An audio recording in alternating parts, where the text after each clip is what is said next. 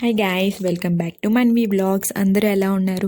ఈరోజు మా ఊరి పక్కన ఉన్న పలువెల శ్రీ ఉమా కొప్పలింగేశ్వర స్వామి శివాలయానికి అయితే వెళ్తున్నామండి.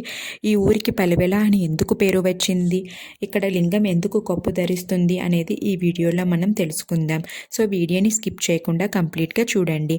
అలానే సబ్స్క్రైబ్ చేయని వాళ్ళు ఉంటే ఈ లోపు వెళ్ళి ఒక సబ్స్క్రైబ్ కొట్టండి అమ్మా. So let the vlog starts. Agastya Mahamuni ఆయన భార్య లోపముద్ర చేత దంపతుల చేత ప్రతిష్ఠింపబడింది. దేవత ప్రతిష్ఠ. ఆయన స్వయంభూ వెలిసిన తర్వాత అగస్త్యమాముని వచ్చి ఆలయాన్ని నిర్మించి ప్రతిష్ఠ చేశారండి. పూర్వం అగస్త్యమాముని ఆశ్రమం నదిని చూసారండి. ఆ నది దగ్గర ఆయన ఆశ్రమం ఉండేదండి, పెద్దగా ఉండేది ఆశ్రమం. ఆయన శిష్యులను చేసుకుని విద్యావిధి నేర్పుతుండేవారండి. హిమాలయ పర్వతాలు పార్వతీ కళ్యాణం వైభవంగా జరుగుతుంది. దేవతలు, రాక్షసులు మొత్తం అందరూ కూడా కళ్యాణం చూడడానికి వెళ్తున్నారు. నారదమాముని కూడా వెళ్తే అగస్త్యమాముని ఆశ్రమానికి వచ్చారండి. ఆ ఆశ్రమానికి వచ్చి మీరు సప్తర్షుల్లో ఒకరండి, మీరు కూడా అక్కడ కళ్యాణానికి వచ్చి అని చెప్తే శిష్యులు ఆశ్రమం జాగ్రత్తగా చూసుకోమని చెప్పేసి బయలుదేరండి. నారదమామునితో కూడా సమస్త దేవదానులు అందరూ కూడా హిమాలయ పర్వతాలు ఉండడం వల్ల ఆ మంచు గరిపోయి నీళ్ళగా వచ్చేస్తానండి. నీళ్ళగా వచ్చేసి ఉత్తర భాగం నుంచి దక్షిణ భాగానికి వచ్చేస్తున్నాను. అప్పట్లో శివాలయాలు దక్షిణ భాగంలో చాలా ఎక్కువగా ఉండేవాడు. శివాలయం ఆ శివాలయాలు ఎక్కువగా ఉండడం వల్ల శివాలయం ముంచేసి ప్రాణనష్టం సంభవిస్తాను. అప్పుడు దేవతలు బృహస్పతి అడిగేట పరమేశ్వరుని, ఏవో పక్క లోక కళ్యాణార్థం మీ వివాహం జరుగుతుంది, ఇంకా పక్క ఉపద్రవం సంభవించేది సంభవిస్తుంది, దాన్ని నివారించండి అని చెప్పేసి అని అడిగితే అప్పుడు అగస్త్యమాముని పిలిచాడు పరమేశ్వరుడు.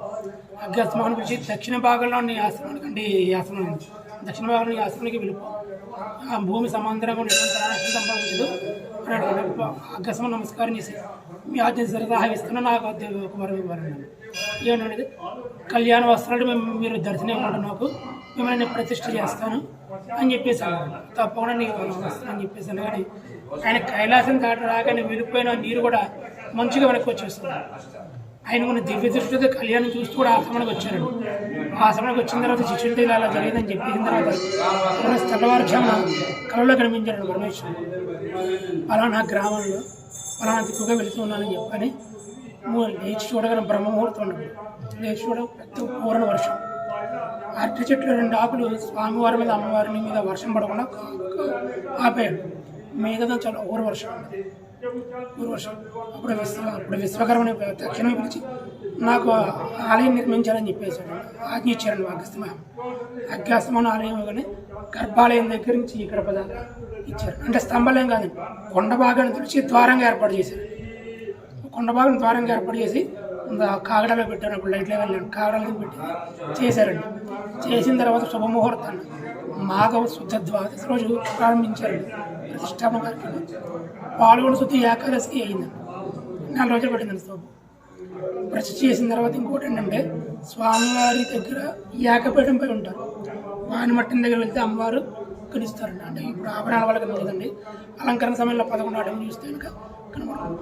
అలాగే అమ్మవారు కుడి పాదం దగ్గర వినాయకుడు, ఎడమ పాదం దగ్గర సుబ్రహ్మణ్య స్వామి కుటుంబ సమేతంగా వెళ్తారు ఏకపీఠంపై. ఈ ఊర్లో వెళ్ళడానికి కూడా ఒక కారణం ఉంది. పూర్వం ఏ ఊర్లో చుట్టుపక్కల ఎక్కడ వెలిసినా కూడా వర్షాలు వచ్చినా సరే ఈ ఊరికి వచ్చి మునుపు గురయ్యి ప్రాణనష్టం సంభవించేదండి. పల్లంగా ఉండేదండి చుట్టుపక్కల గ్రామాల. కోనసీమ ఈ గ్రామం చాలా పల్లంగా ఉండేది. పూర్వం ఈ గ్రామం పేరు పల్లవలపురం, పల్లంగా ఉండేది. కాబట్టి దేవుడికి ఎన్నిసార్లు మొక్కుకున్నా కూడా ఎవరో కరించలేదు. అగస్త్యమాముని ఆరవడం కూడా లోక కళ్యాణార్థం చెప్పింది ఇక్కడ చాలా బరువుగా వెలిచాడండి పరమేశ్వరుడు. ఆ బరువుతోటి ఈ భూమి కాస్త పైగా లేచాడు. చెప్పండి, ఈ రోడ్డు అదంతా కూడా గర్భగుడి కన్నా చాలా లోతుగా ఉండదు. ఈ పరమేశ్వరుడు వెలిచిన తర్వాత వర్షాల ద్వారా ఒక ప్రాణం పోలేదు. అగస్త్యమాముని లోపముద్ర ప్రతిష్ఠించారు కాబట్టి స్వామివారి పేరు అగస్త్యేశ్వరుడు, అమ్మవారి ఉమాదేవిగా వచ్చారు. అగస్త్యమాముని ప్రతిష్ఠించాడు కాబట్టి ఆయన వంశంలో వాళ్ళు ఇందులో అర్చకత్వం చేస్తూ వంశపారంపర్యంగా చేస్తూ వస్తున్నాడు. 5వ శతాబ్దం చివరిలోనండి అందరూ కూడా అన్ని దేవస్థానం కూడా రాజులు తీసుకున్నారు. ఈ దేవస్థానం ఎవరు తీసుకోలేదండి, బాగా పాడుకొని ఉండేది. ఎక్కడి దాకా తప్ప ఇంకేం ఉండేది కాదు. రూపాయలు కానీ రాజగోపురం కానీ ఏమి ఉండేది కాదు. అంతా కాగడాలు, చిన్న చీకటి, పాములు అలాంటి ఎక్కువగా తిరిగేది. చాళుక్య భీముడు అని చెప్పేసి ఉత్తర భారతదేశం అతను తీసుకుని ఆ ఉపాలయాలు, స్తంభాలు అన్నీ చేసి 4 గోపురాల నుంచి స్వామివారి నిత్యతో నైవేద్యాల కోసం ప్రణాళిక ఇచ్చారు. అలాగే కొంతమంది స్త్రీలను ఏర్పాటు చేశారు. భోగం మేళ స్త్రీలు అంటారు. వాళ్ళు నృత్యం చేయడానికి, శుభ్రం చేయడానికి, పూలు అందించడానికి, ఇలా కార్యక్రమానికి సహాయం చేయడానికి ఉంటారు. భోగమైన స్త్రీలు అంటారు. ఇందులో పనిచేసే అర్చకుడు ఆ స్త్రీతో వ్యామోహం పెంచుకున్నాడు. వ్యామోహం పెంచుకుని ఆడు కోరికనుకున్నల్లా పూజారి గారు అడిగేది, నాకు అది కావాలి ఇది కావాలని చెప్పేసి. భక్తులు చేస్తారు, అది నేను తర్వాత చేస్తాను, పక్కన పెడతానని చెప్పేసి, నీకు తీసుకొస్తానని చెప్పేసి అలాగే స్త్రీకి దగ్గర చేరవేస్తుండేవాడు. అలాగా భక్తులు తెచ్చి నేను తర్వాత చేస్తానని చెప్పేసి పక్కన పెట్టేసి ఇచ్చేసేవారు. ఆ స్త్రీ ఇచ్చేసేవారు. ఇక్కడ కోటమరగని చిన్న గ్రామం, ఇక్కడ జస్ట్ 5 minutes జర్నీ ఉంటుంది. అక్కడ రాజుగారు కోట ఉండేదండి. ఆ రాజుగారు ఎప్పుడు వచ్చినా సరే ఈ ఊళ్ళో ఉండడానికి అనుకోవడండి. ఆ కోట నుంచి రోజు స్వామివారికి దండ వచ్చేదాన్ని మధ్యాహ్నం అలంకరణ చేసిన తర్వాత స్వామివారికి వేయడానికి. ఆ బొట్లకి నేను చిన్న దండ వేసేస్తే వాళ్ళు కోటలో ఒకటి వేసేవాడు. బొట్లు వెళ్ళిపోయిన వెంటనే ఆ దండ తీసి మళ్ళీ స్త్రీకి ఇచ్చేసేవాడు. మళ్ళీ మరునాడు ఉదయం తెచ్చేటప్పుడు ఊళ్ళోకి జాగ్రత్తగా వేసేవాడు. రాజుగారు ఎప్పుడు ఊరు వచ్చినా సరే ఇదే ఫిర్యాదు చాలామంది చెప్పేవారు. ఆయన ప్రతి మీద కోప్పడేవాడు. తెలుగు కూడా సరిగ్గా రాదండి ఆయనకి. విజయనగర సామ్రాజ్యంలో ఒకసారి యుద్ధం సంబంధిస్తే ఆయన ఈయన కలిపి చేశారండి, నగ్గించారు. అందువల్ల విజయనగర సామ్రాజ్యం బంధువు కాదండి, స్నేహితుడు. అది కూడా యుద్ధంలో కలిసి నగ్గారు రాజుగారు. అందువల్ల ఆయన తెలుగు కూడా సరిగ్గా మాట్లాడండి. అంతా సంస్కృతంలో మాట్లాడతారు. అప్పుడు భాష అంతా సంస్కృతం బాగా మాట్లాడేవాడు. అర్థం బ్రాహ్మణులు కూడా అర్థం లేదు సంస్కృతం. ఆ సంస్కృతంలో మాట్లాడేవాడు.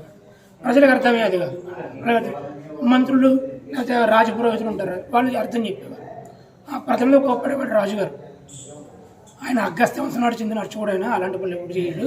ఇప్పుడు ఎవరిని చూసి ఎవరు అనుకున్నారు, లేదా మా కోటలో రాజపురోహితుడు చెప్పండి, తక్షణమే శిక్షిస్తాను, నీకు కాదని మా ప్రభావం మేము చూసాం పనిచేసి అర్చకుడే అని చెప్పారు.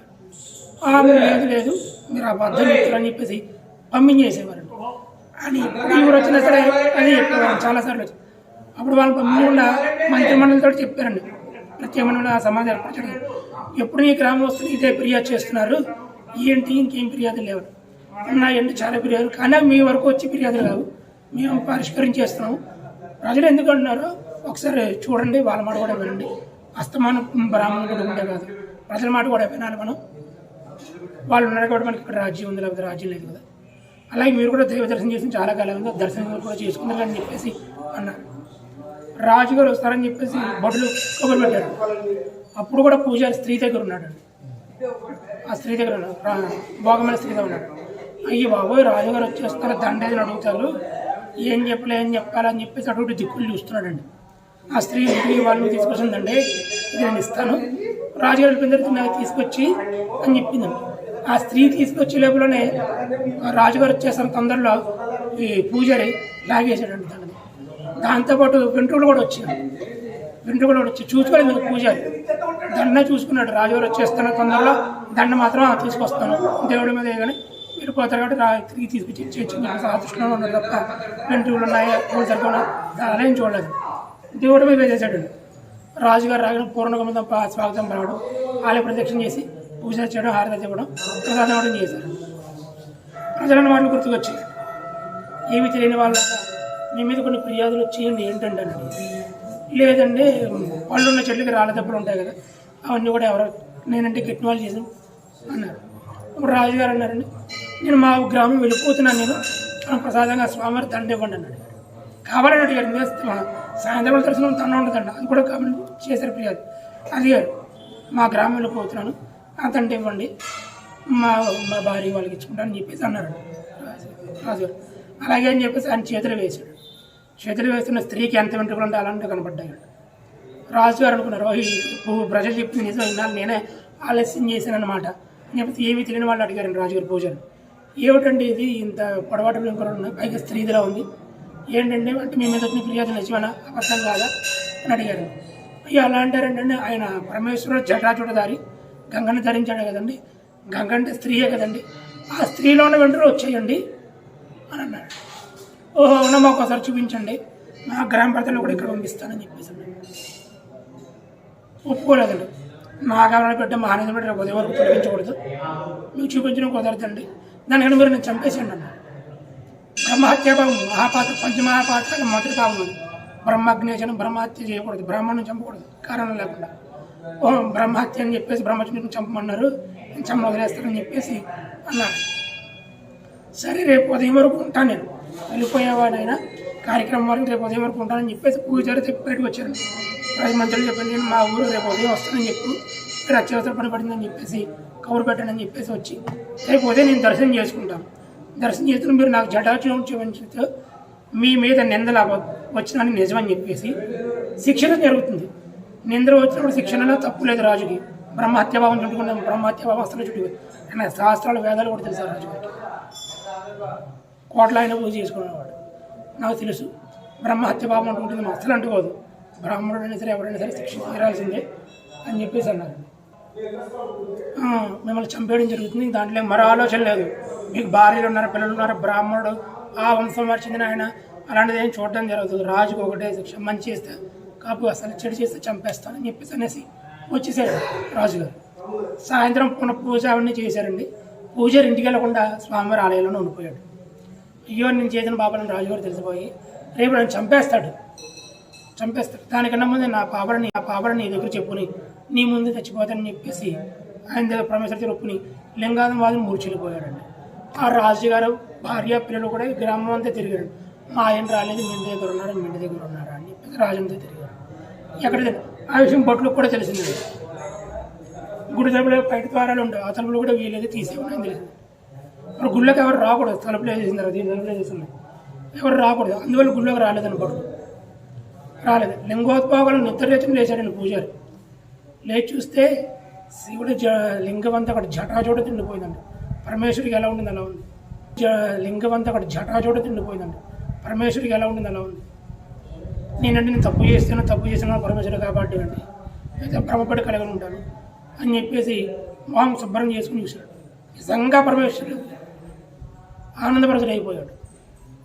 ఏటి స్వామి ఏదంటే నువ్వు చేసిన తప్పులు నా ముందు ఒప్పుకున్నావు, నీ పాపాలన్నీ తొలగిపోయాయి, దాని పరిహారం నీ ప్రాణం పోగొట్టుకోవడం సిద్ధమయ్యావు. కాబట్టి ఇక్కడి నుంచి చేసే పాపలు నీకు వస్తాయి, ఇంత ముందు చేసిన పాపలు నీకు లెక్కలోకి రావు, అబద్ధవాడినా సరే. రేపు రాజుగారు వచ్చిందరూ చూపించని చెప్పేసి అన్నారండి. పూజారి గారు బయటకు వచ్చి స్నానాలు చేయించి స్వామివారికి స్నానాలు చేయించి రాజుగారు పొరపెట్టారు. తొలి దర్శనం మీద అయితే బాగుంటుందండి, కానీ మీరు ఆలస్యంగా వస్తే ప్రజలందరూ కూడా బయట నుంచి ఉండవలసి వస్తుంది, ఆలస్యం అవుతుందని చెప్పేసి అంటే రాజుగారు వెంటనే వచ్చేసారు. రాజుగారితో పాటు ఈ గ్రామంలో ఇతర గ్రామాలు కూడా వచ్చారండి స్వామివారి దర్శనం చేసుకుంటారు. వస్తూ రాజుగారితో అన్నారండి, అయ్యా రాజుగారు మేము రోజు దర్శనం చేసుకున్నాం స్వామివారిని, నిన్న సాయంత్రం కూడా దర్శనం చేసుకున్నామండి. స్వామివారి లింగ రూపంలోనే ఉన్నారు, రోజు ఎలా ఉన్నారు నిన్న కూడా అలాగే ఉన్నారు, ఏమీ తేడా లేదండి. ఇంకో విషయం, నేను రాజుగారు స్వామివారి ఆలయంలో పూజారి ఉండిపోయారు రాత్రి. ఆయన భార్య పిల్లలు కూడా గ్రామం అంతా వెతికారు. బొట్టల ద్వారా తెలిసిన విషయం, రాత్రి తలుపులు సగం వేసిన కొన్ని తూర్పు ద్వారం ఉత్తర ద్వారాలు వేరేదని చెప్పేసి ఉన్నాయి అని కబురు పెట్టారు. అంటే ఇప్పుడు రాజుగారు అన్నారండి, ఇప్పుడు ఏం మాట్లాడద్దు, దర్శనానికి వెళ్తున్నాం, దర్శనం చేసుకున్న తర్వాత ఏం జరిగిందో తెలుసుకుని అప్పుడు నిర్ణయం తీసుకుని అప్పటిదాకా మీరు మాట్లాడద్దని చెప్పేసి ప్రజలు కూడా తీసుకొచ్చారు. రాజుగారు ఆయన మళ్ళీ స్వాగతం అది పలకడం పూర్ణగంతో మళ్ళీ ప్రదక్షిణ ఆరత దేవుడు చేశారు.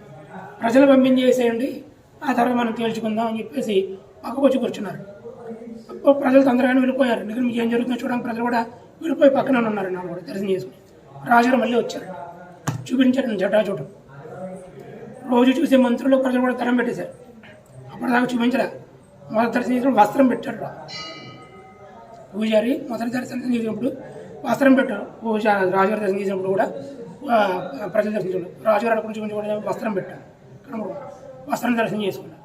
రాజుగారు రాగానే ఇదిగోండి మీకు చూపిస్తాను జటాచూటం, ఇదేనండి స్వామివారికి వచ్చిందా ఇదని చెప్పేసి చాలా ధైర్యంగా చెప్పాడు.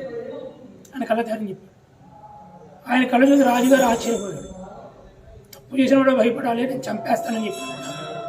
ఏం చేయలేదు, చాలా ధైర్యంగా ఉన్నాడు అని చెప్పేసి మళ్ళీ వస్తున్నప్పుడు ప్రజల మాట గుర్తు వచ్చి రాజుగారు రాత్రి గుళ్ళను ఉండిపోయారని భార్య పిల్లలు వెతికారు, లేక బట్టల ద్వారా వచ్చిన విషయం అని చెప్పేసి ఇది ఒక జటాచూటం పెగిలించి ఇవ్వండి, మా పూజ మందిరంలో రోజు నిత్యం పూజ చేస్తానని చెప్పేసి అన్నాడు రాజుగారు. మీరు నన్ను చంపేసేయండి, నాకు ఆ పాపం అక్కర్లా, మీకు బ్రహ్మహత్య పాపం అట్టుకోదు. ఎందుకంటే నేను రాత్రితో వెళ్ళిపోయింది పాపాలన్నీ కూడా. పరమేశ్వరు చెప్పినట్టు ఇక్కడి నుంచి చేసిన పాపాలు లెక్క వస్తాయి, అప్పటిదాకా పూజారికి పాపం చేయలేదు. మీరు నన్ను చంపేసేయండి, మీకు బ్రహ్మహత్య పాపం పట్టుకోదు, పూజారికి తెలుసు మీకు బ్రహ్మహత్య పాపం పట్టుకోదు. నా అంతా నేను మిమ్మల్ని చంపమని అడుగుతున్నాను, కాబట్టి మీకు హత్య రాదు, మమ్మల్ని చంపేది. అంతేగాని ఇలాంటి పాపకారం అయితే చేయకండి. మరి పరమేశ్వరుడు కదా, ఇక్కడి నుంచి వచ్చినా నీకు పాపకారులుగా వస్తాయి, లేదు అప్పటిదాకా నీ పాపకారులు తెలియదని చెప్పేసి అన్నాడు. భయపడ్డాడు పూజారి, మళ్ళీ అక్కడ పాపకారం అని చెప్పేసి నా పాపాన్ని నన్ను చంపేసాను అన్నాడు. రాజుగారు బతిమలాడాడు, మీ కాలు పట్టుకుంటాను, ధనం ఇస్తాను, మీకు మంచి ఇల్లు ఇస్తాను, మా కోటలో ఉన్న మంచి ఉద్యోగం ఇస్తాను, మంచి అర్హత ఇస్తాను, భూమి ఇస్తాను అని చెప్పి నాన్న మీద బతిమలాడాడు రాజుగారు. ప్రతిసారి అయితే నన్ను చంపేసేయండి, నేను చేయను అన్నమాట గుర్తొచ్చింది. నిజమే, గుళ్ళో ఉండి ఏదో చేశాడు, ఎవరైనా తీస్తే అనుమానం వస్తుందని చెప్పేసి తీయట్లేదని చెప్పేసి అన్నాడని చెప్పేసి రాజపురోహితులు ఉంటారండి, రాజపురోహితులను పిలిపించాడు. రాజపురోహితులు అంటే వాళ్ళకి దేవాలయంలో ప్రవేశం ఉంటుంది, పూజలు చేసుకోవచ్చు. అర్చకత్వం అంటే మిమ్మల్ని చంపేసి నాకు అధికారంతో ఏదైనా అర్చకత్వంగా నియమిస్తాను, నాకు కావాల్సిన జటాచటం పిగిలించుకుని నా పూజ మొదలుపెట్టుకుని నాకు కావాల్సిన వాళ్ళు పూజ మొదలుపెట్టుకుని ఇస్తాను. మీరు ఇస్తే ఒకటే అవుతుంది, అందరు ఇస్తే మొత్తం జటాచటంతో అయిపోతుంది, ఏం చేస్తారు అని అడిగారు. అప్పుడు పూజారి పరమేశ్వర దగ్గర ప్రార్థించాడు, అయ్యా నా ప్రాణం పోతుందని నీ పాపకారం చేయడం లేదు, అగస్త్య వంశం వాళ్ళు ఇందులో అర్చకత్వం చేయాలని చెప్పేసి అప్పటి నుంచి ఉంది. ఇది మా వంశం వాళ్ళు కాకపోతే వేరే వంశం వాళ్ళు మీకు అర్చన చేయకూడదు, మీకు అర్చకత్వం చేయకూడదు ఉద్దేశంతో చేస్తాను, నా తప్పైతే క్షమించండి అని చెప్పి పరమేశ్వర నమస్కారం చేసుకున్నాను. ఆ మాటలు రాజుగారు వినబడ్డాయి. రాజుగారు వినబడి నేను ఒక మాట చెప్తున్నాను, ఎంత పాపం చేసినా సరే హనుమంతు కూడా మీకు అంటదు, ఆ పాప భారం నేనే మోస్తాను, నా కుటుంబం మోస్తుంది, మీకేమీ అంటదు పరమేశ్వర సన్నిధిలో చెప్తున్నాను. నేను కార్యక్రమం కానివ్వండి. ఎంత బలంగా తీసినా కూడా రావట్లేదండి. రాజుగారు మా ఊరిలో ఆలస్యం వెళ్ళిపోతుంది, మా గ్రామం వల్ల ఆలస్యం అయిపోతుంది, మీరు కావాలని ఆలస్యం చేస్తున్నారు అని చెప్పేసి భయపెట్టాడు. చివరి తన బలవంతా ప్రగి లాగేసరికి జట చూడడం రాలేదండి, రక్తం వచ్చింది శివలింగం నుంచి. మనకి రక్తం వస్తా పైకి వచ్చింది, పైకి రక్తం చూడడం రాజుగారికి వెళ్ళిపోయాయండి. రాజుగారి మాట పూజారి కన్నా రాజుగారు ఎంత గొప్ప కూడా రక్తం వస్తుంది, నా తప్పు నేను భరిస్తానని చెప్పేసి అన్నాడు పూజారి కంటే. వెంటనే రాజు ఆ రక్తం చూడ రాజుగారికి వెళ్ళిపోయాడు. ప్రతిరోజు చాలా నిష్ఠగా ఉండడం చాలుకి భీముడు, ఆయన చాలా నిష్ఠాగరిష్ఠుడు. ఆయన రాజుగారికి వెళ్ళిపోయి అప్పుడు ఆ పరమేశ్వర వారు తెంచాడు, అయ్యా స్వామి పొరపాటున నీ గురించి తెలియని నీ మీద వేశాను, అలాగే నీ సేవ చేసుకున్న అర్చకుని కూడా అనుమానించాను. అప్పుడు రాజుగారి ముందు కూడా ఒప్పేసుకున్నాడు పూజారి. తెలిసిపోయింది పరమేశ్వరుడు కాపాడేశాడు, జటాచూటిని ధరించాడు, ప్రాణాలు పోవు పూజారి ఒప్పేసుకున్నాడు. ప్రజలు చెప్పిన నిందనం నిజమేనండి, భోగమైన స్త్రీతో ఉన్నమాట నిజమే, కానీ ఇవాళ నుంచి చేస్తున్న ఆ స్త్రీ లేకను నా భార్యను వాళ్ళని తప్ప ఇంకా అందరు నా సోదరులుగానే చూస్తానని చెప్పేసి మాట ఇచ్చాడు. పూజ చేసి కార్యక్రమాలు చేయగానే తిరిగి రాజుగారు కలిగిరించాడు.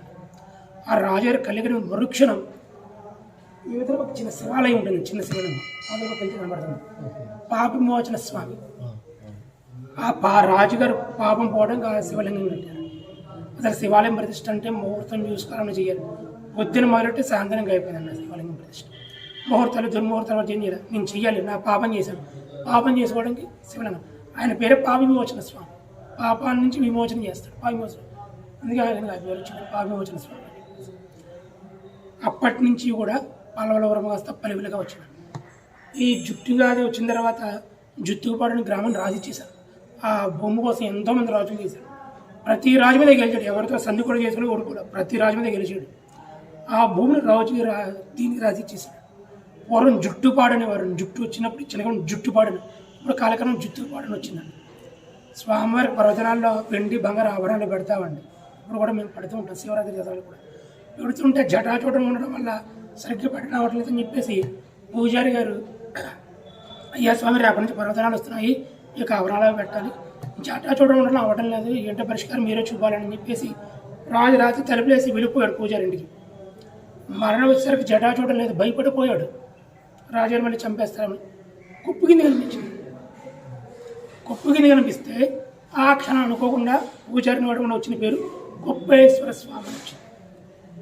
అగ్రసేశ్వరుడు రాని ప్రతిష్ట చేసిన వ్యక్తి పేరు ఎవరు మార్చడానికి సరిపోదు, పైగా దేవత ప్రతిష్ట ఎవరు మార్చడం సరిపోదు. అలాంటిది గొప్పేశ్వర స్వామి అని చెప్పేసి పూజారి నోట్లేదు మాట వచ్చింది, బొట్టలు విన్నారు. మళ్ళీ రాజుగారు కవర్ చేశారు, అయ్యా మా ఈ పూజలు మహాప్రాధం చేసాం అన్నకంటే పేరు మార్చేశాడు దేవుడిది, ఎంత ధైర్యం అండి అని చెప్పేసి అన్నాడు. ఏం పేరు పెట్టాడు? గొప్పేశ్వర స్వామి. హిందీ పెట్టాడు. జటా చూడడం కాస్త గొప్ప కింద మారిపోయింది, ఆ పేరు కింద నుంచి రాజు లేదని చెప్పేసి రాజుగారు కూడా అది చెప్పారు. అప్పటి నుంచి గొప్పేశ్వర స్వామి గారు వచ్చారు. అమ్మవారి పడి ఉమాకుప్లింగేశ్వర స్వామి వచ్చింది, లింగరూపంలో ఉమాకుప్లింగేశ్వర స్వామి, అదండి స్వామివారి.